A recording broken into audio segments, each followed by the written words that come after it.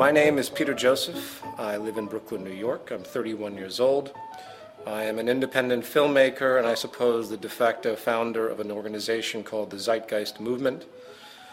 As far as my background, I was born to what I consider to be a middle-class family. My father is now a retired postal employee and my mother is a retired Child Protective Services employee. In fact, a lot of my social dispositions on society, I think, might come from the experiences I had listening to the stories coming from my mother. I started getting interested in music, I think, at about 8 or 9. I seemed to fall into a love of percussion and drums and rhythm. I was very lucky to be accepted to a school in North Carolina, an art school and a university, which allowed me to grow up in a very different upbringing than I think most people grow up into in a rural town in a place in the South, such as North Carolina. And I was exposed to a lot of different cultures, a lot of different interests, a lot of things that you wouldn't find in a typical high school, say, in the South. I was exposed to a large variety of people, and artistic and creative people specifically, which I think imprinted on me, so to speak, and I continue those trends today. Music and percussion are coupled straight into my identity.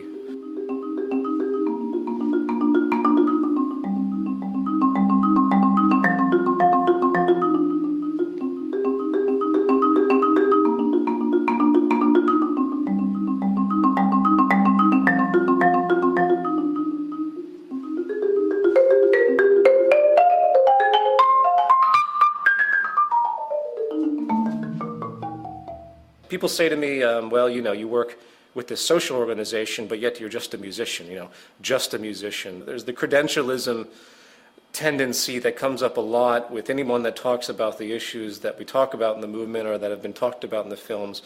And we can talk about that a little bit later as well.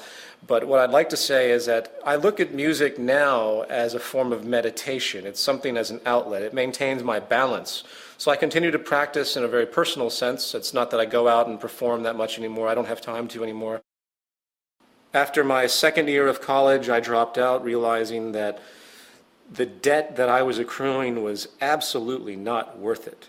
Even then, I knew there was something wrong with going to school, getting a ridiculous amount of debt, $80,000 to $100,000, and then being thrown into the workforce, automatically in a position of indentured servitude, if you will, automatically having to give yourself to the system because you're already in so much debt.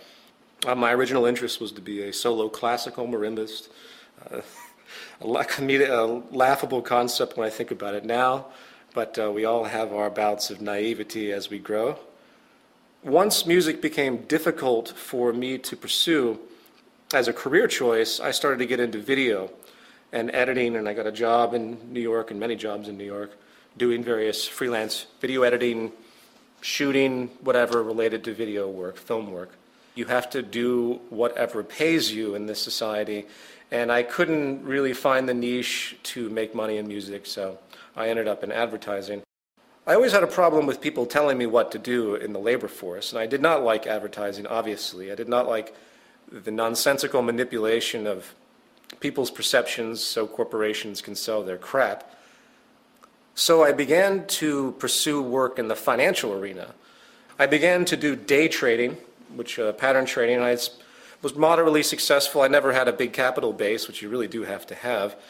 But I pulled some change out of the market, and I continued to do it on and off for many, many years. I don't do it anymore because I despise the market system. The way I justified this was it was the only job I could come up with that didn't have a boss or a client, so it represented freedom to me.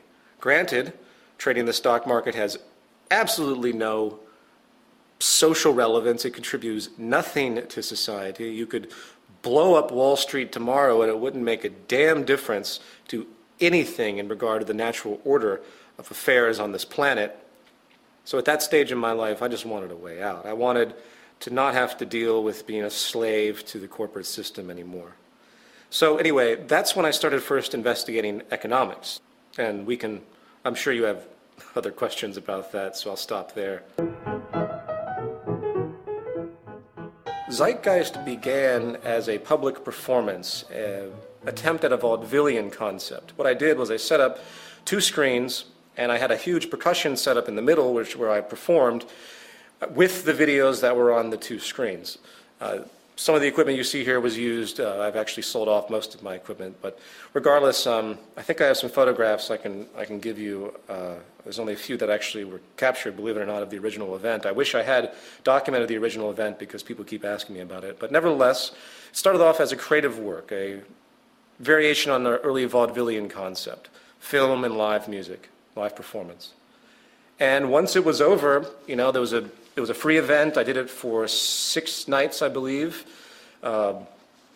And people came. I advertised it like crazy. I spent thousands and thousands of dollars. I did it mainly because I had been stuck in the corporate reality, and I just wanted to do something for myself to make myself feel better about a world that's going to shit, essentially, a world that's being dominated by finance, a world that's sick and distorted through religious processes, financial oligarchs.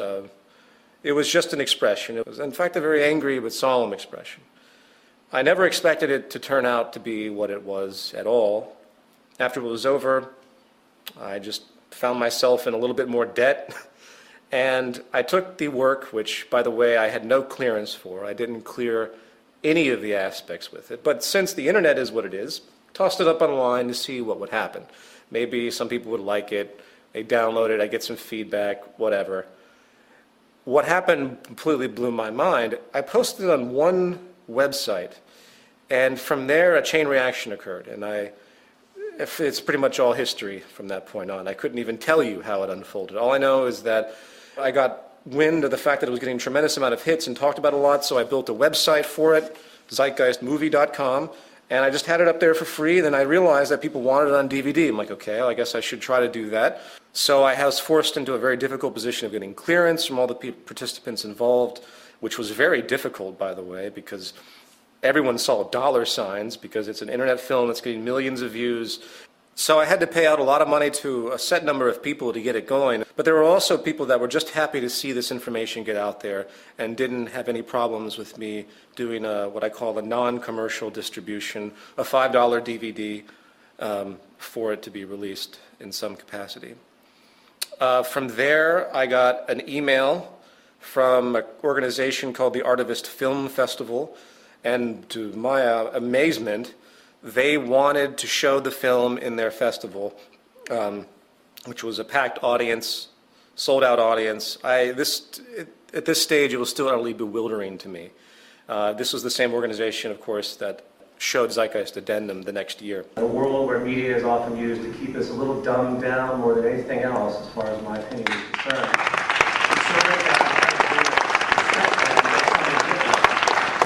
I've often said art without conscience is meaningless, and I think action without conscience is futile. So I think it's so great to have a festival that represents these types of ideas. As far as the film itself, I guess all I can really say is that the whole point of the film is for people to start looking at the very fundamental root causes of all of these problems that we see in society. So that's a general rundown of what happened. The Zeitgeist movement was a very difficult decision for me.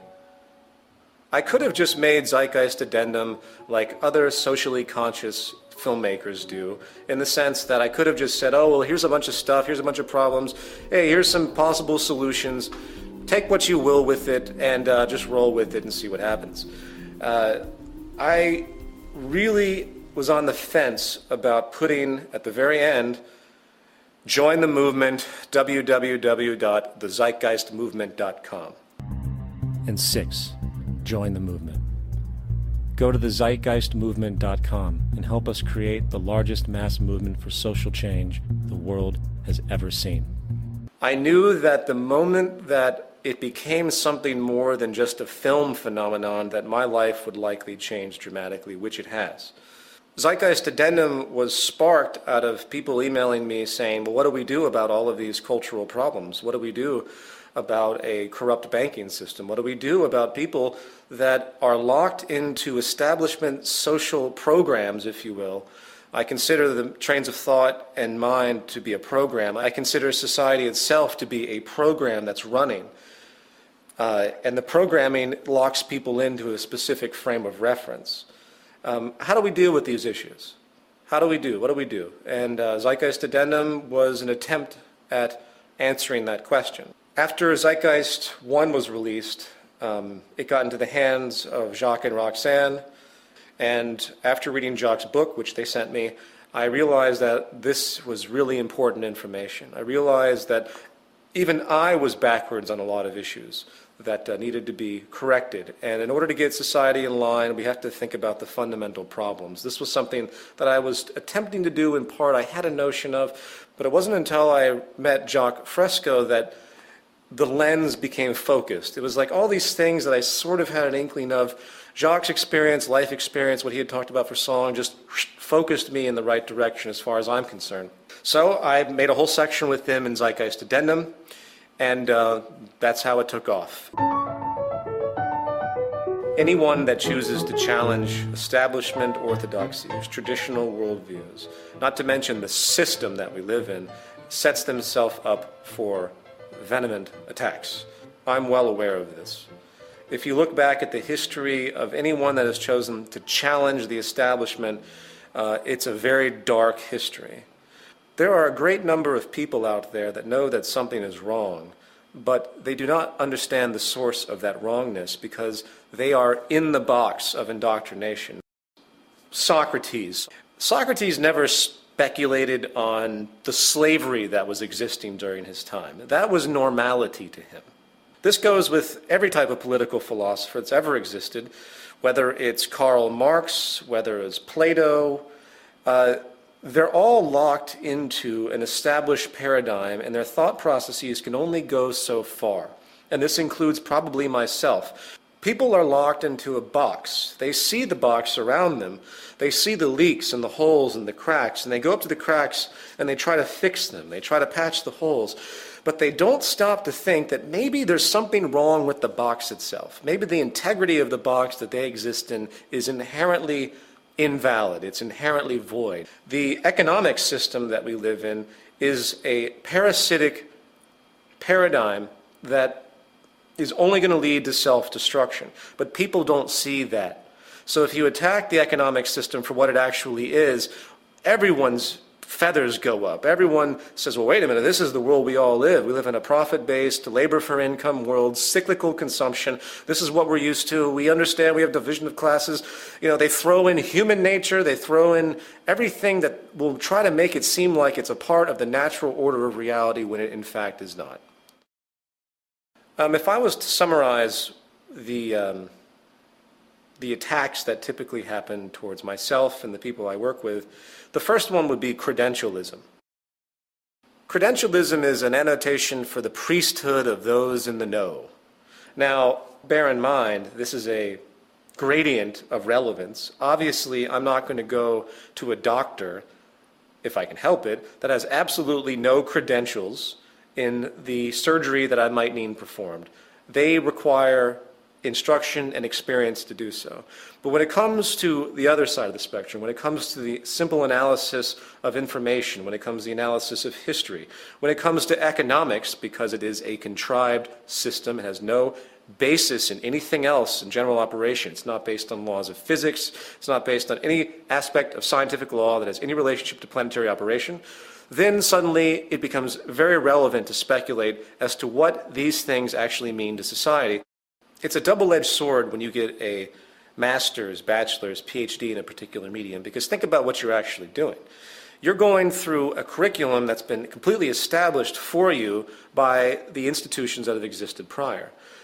When it comes to social things that have a great deal of subjective variance, you lose objectivity in that sense, because you're literally indoctrinated into the beliefs that are presented. To get a degree in economics, which is probably the most wasteful thing you could possibly do, is to be completely indoctrinated into the idea that what you're studying is actually a science and actually has some type of relevance to anything. So when I get emails from PhDs in economics that try to debunk the aspects that we talk about, it becomes quite clear to me that the reason they have such an objection is really an emotional one. It isn't an objective aspect. They have culminated an identity to themselves because of their belief system, and for me to take that away from them, to debunk their ideas about economics, is to take away their identity. It's easy to point out that some of the greatest minds that have contributed some of the most powerful inventions to our world have come from non-establishment institutions, have worked on their own. They've done their own study. They've guided their own direction of information. They didn't just sit in a classroom and take in the rote information, do the step-by-step processes as oriented by the establishment, and then grab their diploma and degree, and hey, now I'm an expert in a given field. The most tremendous minds, the most tremendous contributions comes from those that are outside of the box. I don't even need to give examples of that to make that known. So, back to my point, when it comes to social theory, if you will, credentialism I give zero weight to. Academia is a detriment to advancing social progress. Another form of attack simply comes from the cultural nuance, comes from the social programming, what we call the self-appointed guardians of the status quo. People that are suffering in the system just like anyone else, but their social identification is so powerful, they are so locked into the box, that they find it infuriating to think that what they're living is actually wrong, paradoxically. I get this all the time from people. The self-appointed guardians of the status quo are birthed in religion, birthed in economics, birthed in the illusion of democracy that we see today across the world, birthed in the various isms that are entirely pointless: capitalism, communism, fascism, socialism. You have the priesthood of the monetary system, the capitalists, if you will. You can give it that rhetoric. I don't use that word. It's meaningless. The monetaryism is the word I use. The pretense for acquisition of money is based on differential advantage, which is based on dishonesty, period. Then you have the priesthood of religious concepts, religious identification, and the idea that somehow we know everything already and there's a God, he's looking down on us, controlling everything. I won't even go into the paradoxes that come from that extremely narrow notion. So in other words, the biggest crutch to the evolution of human thought is breaking your own indoctrination. It's very, very difficult to overcome emotional elements that have become so ingrained in you that you have an immediate reaction, an immediate suffering and pain when anything interferes with that. And it's a very, very complex problem. But I'll say it again. We have to learn how to identify and break our own indoctrination if we expect to move forward at all as a civilization. My name was put forward because I wanted to protect my friends and family from the association. People say to me, well, you should come out with everything. If you're going to talk about any of this stuff, then you've got to be prepared to deal with all of this and that you set up for yourself. I had an email that said that to me, criticizing me for not releasing my last name. And I thought to myself, you know what they're actually saying, anyone who actually says that is actually saying that Martin Luther King deserved to die, or that Gandhi deserved to die for making themselves known. I've gotten many death threats from the religious community. We live in a very fucked up, sick culture. We really do. The society is mentally ill. To be normal is to be messed up in this culture. So my name, Peter Joseph, at what point does my identity become absolutely transparent? Should I give people my social security number? Should I give them my tax returns? And just to throw it in there are plenty of people throughout history that have gone by their first and middle name, excluding their last name from their general communication and walks in their society, just like people often use their middle name and their last name. Those that have something against me for the things that I talk about want to find anything they can to try and to make me look like I'm hiding something or I have ulterior motives, and I expect that. But, whatever. It doesn't mean anything to me. I go by Peter Joseph. People can call me whatever the hell they want to call me. I'm constantly interacting, putting myself out there. I have nothing to hide. And even if someone finds out my real identity, where I live, who my parents are, who everyone in my friends are, it's not going to change a damn thing. The unfortunate reality is that I am given a controversial title, and people do have a lot of problems with me of a more traditional-minded upbringing. And I don't like to see other people suffer because of what I do. But most of my friends and family are very much aware, and they accept this. So this is something that I just deal with.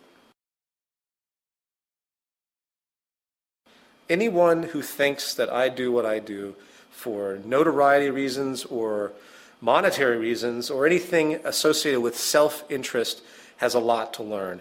First of all, I operate the movement site and the movement itself on a deficit. I do pay people to run and program things. I have a lot of volunteers, which I'm extremely indebted to, but to get things done quickly, very often I have to get people that work in the industries to do things. I sell a t-shirt to do that. It's the only thing that I sell that is designated for the movement. As far as the DVD sales, if people can't respect the fact that I charge $5 for DVDs that could be charged $20 for, that I did spend a great deal of money to make those films, the DVD sales obviously are part of my income. I denote that they're not for profit, meaning that the money does go back into other projects, which it has. I've had to shut down bulk selling, in fact, because people were buying the discs from me in bulk at about $2 a piece and reselling them for $20 on the internet. It's very frustrating. I've hurt myself a lot financially because of all of this. The double standard is quite fascinating to me. You have all these social organizations that take in millions of dollars of money for donations. They sell tons of crap. And suddenly we get attacked because we sell anything because of our interest to, in fact, remove the monetary paradigm entirely. I'm sorry, we have to survive to do something. So just to make it clear, the Zeitgeist movement is predicated on making information free. I put all of my films up for free. I allow downloads of them for free. Anyone wants to help me out by buying a $5 DVD I could charge $20 for easily commercially, that helps, but I don't push it. I will continue to work in advertising or anything else I have to do to keep things going while maintaining the integrity of the movement itself by walking the line of non-profitability.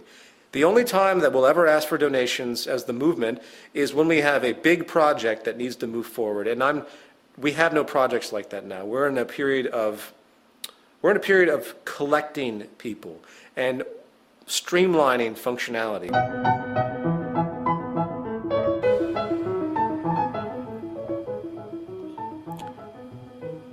If you read economics, they present it as though it's a science. I've read through much of the curriculum of what bachelor's and master's degree Harvard University students would read for their degrees in economics. Economics is not a science. It's an invention. It's a contrivance. It's funny, you look at economics books and they have graphs and charts and they make complex novel equations. It's all contrived. It doesn't have any relationship to the natural order of things. It is based upon a folk way of orienting production and distribution, and we've established this massive structure that makes it seem valid. There's really nothing anyone needs to know about economics than the fact that the entire global economic system is based upon people constantly consuming, irregardless of the state of affairs and natural orders of energy, planetary materials, and anything else. It is blind, narrow consumption with absolutely no regard for the environment. We have to recognize that we're all scientists. And we all have to start thinking about things in a scientific manner, which most of us do to a certain extent.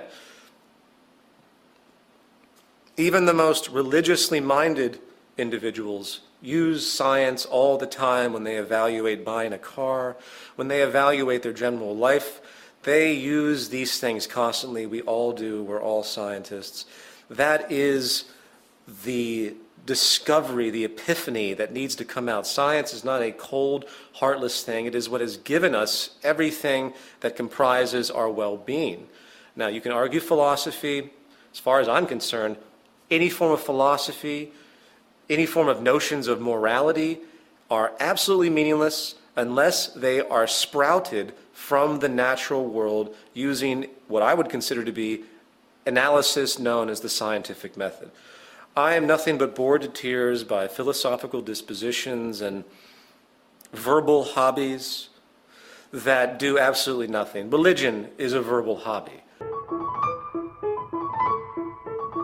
One of the age-old scams of the establishment is to hand religion to the populace so they feel like there's something positive waiting for them as they suffer because of this perpetual, constant oligarchical evolution that has emerged since, I believe, the hunter-gatherer society. When we culminated agriculture, we altered everything. We created social stratification. We began to control the environment.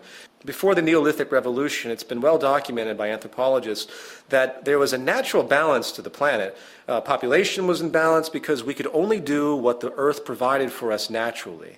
Once we started to control the planet through agriculture, and now through many different means, we began to create disimbalance. We began to create uneven supplies. We began to generate scarcity deliberately for the sake of self-preservation and profit. So as society became more and more imbalanced, as the concept of property emerged, as the great pirates started to travel the oceans, bringing back goods to different continents, to different kingdoms, creating power structures of resources, certain tools were used to control humanity, to keep those that were not deserving the right of life or deserving the fruits. To keep the stratification going, they were given various tools to subdue them. Religion is one of the age-old tools to subdue the masses. Now, by the way, I'm not saying that's where the origin of religion came from. That's a whole different subject if you want to talk about it, because it was covered in the first part of my film. I'm simply talking about the political usage of religion, which carries on to this day. How many times do you hear the President of the United States say, "God bless America"? What an offensive, insulting thing to say to the American people. First of all, it's offensive to every other country in the world. Why would God just bless America? God would bless the planet if we lived in a sane society, if there was a God, of course. Anyway, I won't even go on that tangent. Religion, to me, has two sides. On one side, you have the dogma, the indoctrination. You have resurrections. You have all the fantasy notions that that exist in the literary books that are there. On the other side, there's a brilliant philosophical disposition. I happen to love a lot of the things that the Jesus character had stated. I see beautiful notions in almost every major religious figure. There are time-tested values that exist in religious thought that do need to be adhered to. Some of the most brilliant and beautiful people I've met are in fact Christians, or Islamic, or Hindus, or Jewish. They know where to draw the line, where to stop at the fanaticism, because that's where religious danger goes to. Once you believe something dogmatically enough, where you say, Jesus existed, that's that, anyone who says otherwise is an enemy of mine, then you have some very serious neuroses to deal with. Whether Jesus existed or not doesn't mean anything. I think Jacques Fresco put it best on Larry King. When Larry King asked him, "What do you think about Christianity?" he said, "I think it's great. When are they going to put it into practice?"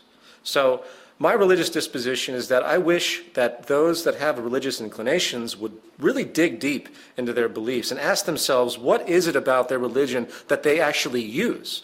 What is it about the reciprocation notions that you can find in all religions that you see actually materialize in most people's behavior? The golden rule and all those things which exist in all religions. I think we have a list in our PDF for the Zeitgeist Movement orientation guide. If you review these ideas, no one puts them into practice. In the end, my disposition on religion is very, very simple. It's nothing but a bunch of stories. They're allegories that have meaning. They get distorted through interpretations because that's the nature of semantics. But I don't want to rule out religion. I don't think religion should be outlawed or anything like that. I think it should be understood for what it is. The problem with humanity is we're ripped apart. There are far too many ideologies out there that have no basis on anything tangible. I want to make this very, very clear. All Orthodox religions, at least Western religions, there might be a few elements of Hinduism and Buddhism that are an exception, but let's just say the Judeo-Christian Islamic system of belief, to me, is no different than the isms of state associations that we see in our political sphere, meaning communism, socialism, fascism, capitalism. These are ideas that have been created that have no relevance to nature whatsoever. In other words, they have absolutely no relevance to the carrying capacity of the earth, to our ability to support ourselves, to our ability to produce, to the methods of production, to the methods of distribution, to the way we orient society and keep ourselves alive and keep ourselves healthy and prosper, and for the betterment of what I consider to be the organism of the human species as a single organism. None of those beliefs have anything to do with any of that. And that's a problem to me. For example, the Catholic Church and a lot of other religions that feed off of those early Old Testament ideologies, they advocate this illusion that we can just procreate constantly and everyone's going to be fine. God will take care of everyone. As of right now, with the future of energy, established energy, the future of the way we are orienting ourselves on this planet through depletion, I'm not having any children. While I try to be as optimistic as possible with the Zeitgeist movement and what we could do, which is phenomenal what we could do, as of right now we have some powerful barriers. I'm not having children. Why? Why would I say that? First of all, I wouldn't feel good. I would feel utterly negligent and irresponsible at this point in time to bring in another human being. Most people, when they give birth to children, it's a traditionalized, self-serving, established notion where we're going to have kids and have a family. To hell with the carrying capacity of the earth. To hell with the fact that we might be impoverished. I mean, you see this in trailer parks all the time. I used to live in a trailer park. I've seen this countless times. People don't have any relationship to anything. They have no education as far as what makes society work, as far as what the processes are that feed them. So they continue to have kids over and over and over again, or continue to do many, many things that have no relationship to anything. But let's focus on the children aspect. For me to bring in a child is for me to actually say, I believe the world will be in good shape for the duration of my child's life. And then it becomes, well, what if my child has a grandchild? Should the world have the integrity to maintain stability for that child as well? This is the question. This is what all parents out there should be asking themselves. They shouldn't be having children for their own self-serving needs so they can have a family and be traditional and show up at church and have their 2 kids. It has to relate to something real. Humanity has to start thinking about its relationship to the earth. Until it does so, we're fucking doomed. We have created an economic structure, a religious, philosophical structure that is absolutely decoupled from anything tangible and real, and these ideologies are what will destroy the human species and destroy the planet. It's become a cottage industry for people to sell books and DVDs debunking Zeitgeist. There are people that have full websites that use advertising sponsorship to make money, and I find the whole thing just to be amusing, frankly. Zeitgeist 1 is based on pre-existing information. There isn't one thing in that film that doesn't come from a source. The most grand debunking aspect is part 1, the religion section. Comparative religion. It's no mystery. It's been talked about for decades and centuries. Religions have been borrowing from each other. Religions have to borrow from each other. Why? Because all information is serial. All knowledge is serial. It is illogical to think that any information of any religion is of a novel origin. And that's the beauty of it, in fact, when you trace the source of most established religions, because they all come back to nature. They all come back from primitive ideas about natural unfoldings of nature, storms, the sun, obviously. It's nothing metaphysical, it's nothing esoteric, it's just absolutely obvious. Is it any mystery that the sun has been idolized as a source of life, which it is? Is it any mystery for any of that? Obviously not. As of right now, we are running out of oil. We are going to be running out of natural gas. In fact, very simply, all fossil fuels, which is the governance of all society, our entire society is completely created based on fossil fuels, from the plastics, everything. I won't even go into it. Anyone who questions that, just take a moment to think about what oil powers, what fossil fuels power, from the lights that we all use, from the coal or natural gas power plants, to what runs your car, to what comprises the fabric of industrial civilization is fossil fuels. And we are provably using them at a rate far exceeding their renewability, which takes hundreds of millions of years. No one's thinking about this. No one is thinking about it because the economic paradigm will not allow it. The core value of Western society today, I mean, in America, the central motivating value now is nothing but blind consumption. Saturdays are for shopping, I heard someone once say. You know, there's a reason why I used Times Square in Zeitgeist addendum as the noise. If you remember, there's all the noise on the screens, because Times Square is the epitome of absolute waste, of the most disgusting angles of humanity, materialistic noise. Humanity cannot survive in a paradigm that requires infinite growth, which again is what it's based on. If you're not familiar with that, think about it. All we do is buy and consume and consume and consume. That's what makes the economy go. If people stop buying, the GDP of all countries goes down. Well, the more we buy, consume, and waste our resources, the faster we extinguish ourselves. What do you do? What do you do? How do you stop this? This is why the Zeitgeist movement exists. We have to, one, get a philosophical disposition under our belts that says, you know what, we're all on the same page. We all have to survive on this planet. We are faced with some tremendous problems, and the only way they're going to be resolved is to begin to work together. Everyone needs to shed their religious ideas. They need to shed their capitalist, socialist, fascist, communist pre-constructs. They need to shed everything that they have been taught and ask themselves one simple question: what the fuck do we need to continue our survival on this planet without horrors and wars and continuing the patterns and all the things that continue to happen? You know, the Zeitgeist movement, as has been denoted in all of our materials, is the, quote, activist arm of the Venus Project, pushing forward to what we call a resource-based economy. A resource-based economy is very, very simple. It is simply a system that is structured in a, quote, systems theory approach. To explain a systems theory approach, all you have to do is look at the planet itself. The planet is a holistic system.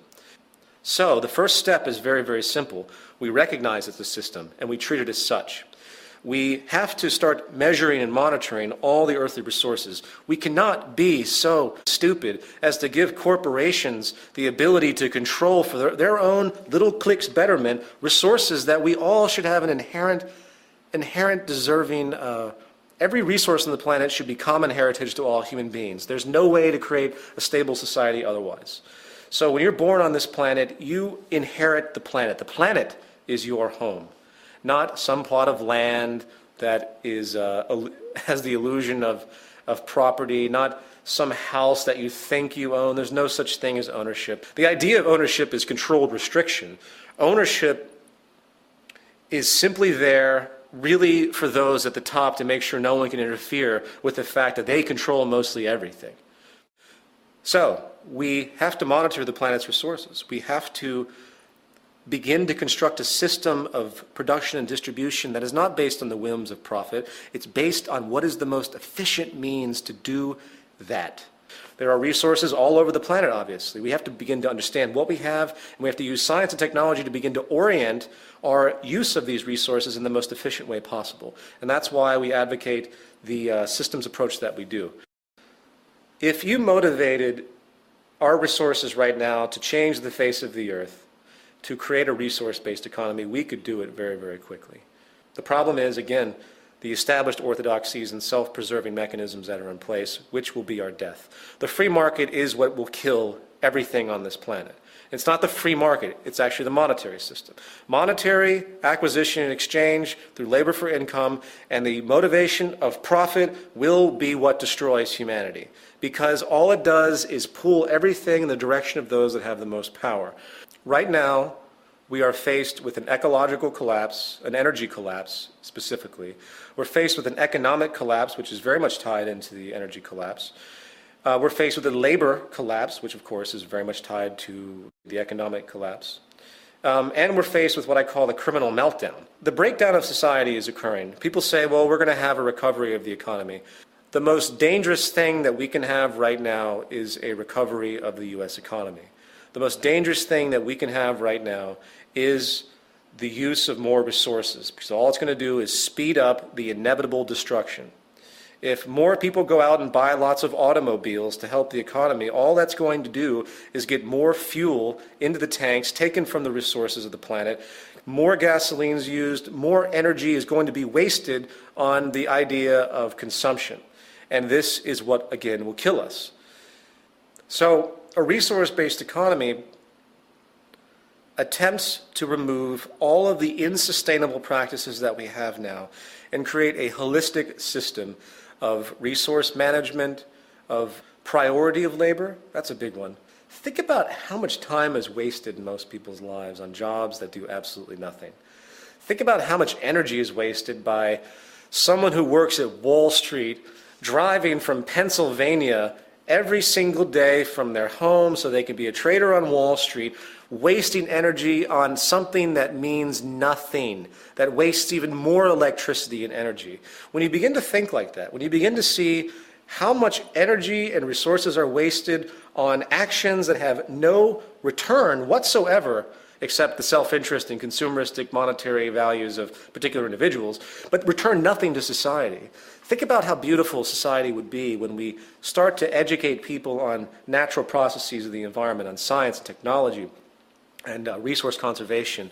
And when people engage society in a professional level, if you will, they do so on things that actually matter. That will be cataclysmic. That will be unbelievable to see people doing stuff that actually has a relevance. That will enable them to have so much more freedom, too. To put it in a gestural sense, the way I see human survival and the human self-interest mechanism, which does exist, but it's accelerated by our system, is making a psychological trick to what it means to be self-serving. Social interest needs to become self-interest. In other words, when I invent something, that is given to everyone for them to improve upon and to utilize. That invention isn't hoarded through patents and trademarks. It's given to everyone. In turn, what that means is that every time anyone else invents something or creates something or has an idea, that comes to me too. Suddenly, humanity becomes a singular organism. It becomes a working system. People ask me a lot about spirituality. They say, well, if you don't like any of the established religions, are you spiritual in any other way, or something like that? The only type of spirituality that is actually relevant is an understanding of natural processes and the natural order of the universe, to give it an annoying vernacular. The way natural laws work, gravity, the way the world actually works, God is in the laws of nature and nothing more. I believe that a true spiritual awakening will be when people start to realize that they have to begin to work together, they have to share their resources, they have to begin to understand that they live off of this planet, that they get their light from the sun, that there are energy sources that are natural and abundant, that can be made available to all, that we share everything and we work together, because that's what the system demands. The earth demands this. The species demands this for our survival. And that will be a spiritual awakening, if you want to give it that type of term.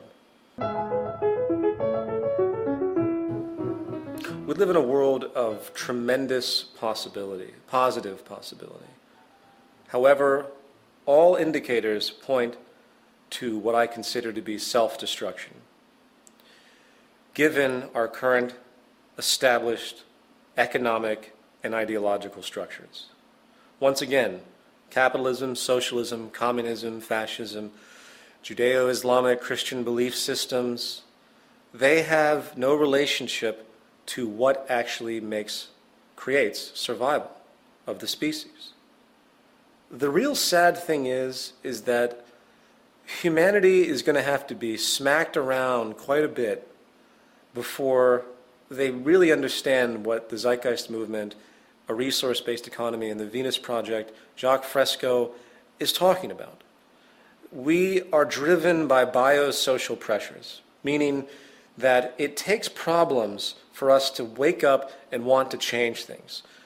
I don't want to see humanity suffer. I don't want to see the population start to shrink because of our lack of energy and food. I don't want to see these things happen. But I know, sadly, that a good portion of it is going to happen until people start to wake up and recognize a new paradigm that's on the horizon that we must drive forward to as fast as humanly possible. All you have to do is look at the current economic implosion. The U.S. government's in $12 trillion worth of debt. It becomes comical after a while. What's going to happen when the U.S. government hits 20 trillion, 30 trillion? I mean, once the U.S. government can't pay its interest on all the bonds that have been sold overseas and all of the outstanding debt that it has, then we're theoretically bankrupt. What do you think is going to happen when China can't get its money from the United States?